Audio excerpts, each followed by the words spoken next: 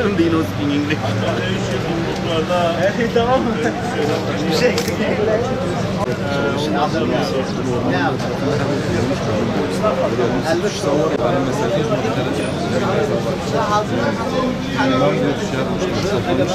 Sizlerin aracılığıyla yapacağımız TBMM'ye mektup gönderme eylemini kamuya duyurulması için toplanmış bulunmaktayız. Çevre Şehircilik Bakanlığı'na bağlı hizmet kollarımızın temsilen yapacağımız mektupla Türkiye Büyük Millet Meclisi'ni bilgilendirmedir. Geçen hafta bazı kurumlarımızda milli eğitim, sağlık ve diyanet işlerinde sözleşmeli olarak çalışan personellerin 3 yıl görev yapmaları halinde kadroya alma imkanı sağlayan yasal düzenleme hayata geçmiştir. Bu düzenleme kurumlarda sözleşmeli çalışanlar arasında adaletsizliğe yol açmıştır. Adalet mülkün temelidir. Devleti ayakta tutan ve tutacak olan da adalet ve hukuktur.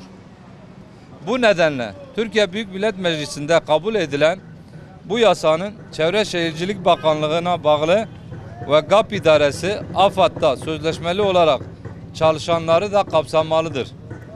Kamuoyuna saygıyla duyurulur. Kıymetli üyelerimiz, saygıdeğer basın mensupları.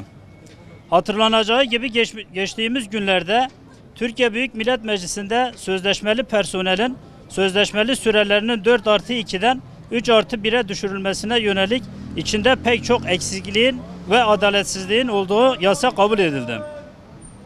Sözleşmeli olarak görev yapan öğretmen, sağlık çalışanı ve din görevlilerinden bir kısmına yönelik yapılan söz konusu iyileştirmede, diğer kamu kurumlarında ve unvanlarda görev yapan personellerin yer almaması hiç kuşkusuz çalışma barışını derinden sarsacak, çalışanların moral ve motivasyonunu düşürecektir. Sorun çözmekten ziyade sorunları çoğaltıp çalışma barışını ve adaletini yerle bir eden bu düzenleme bu haliyle asla kabul edilemez.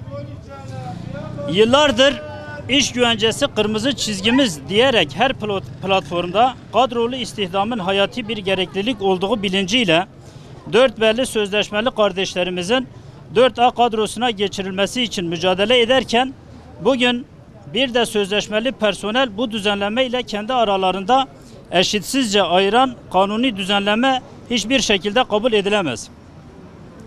Bazı kamu kurumlarını bu düzenleme ile sevindirirken diğerlerine üvey evlat muamelesi yapılması toplumsal ve çalışma hayatındaki dengeyi bozmanın yanı sıra anayasamızın temel eşitlik ilkesiyle de asla bağdaşmamaktadır.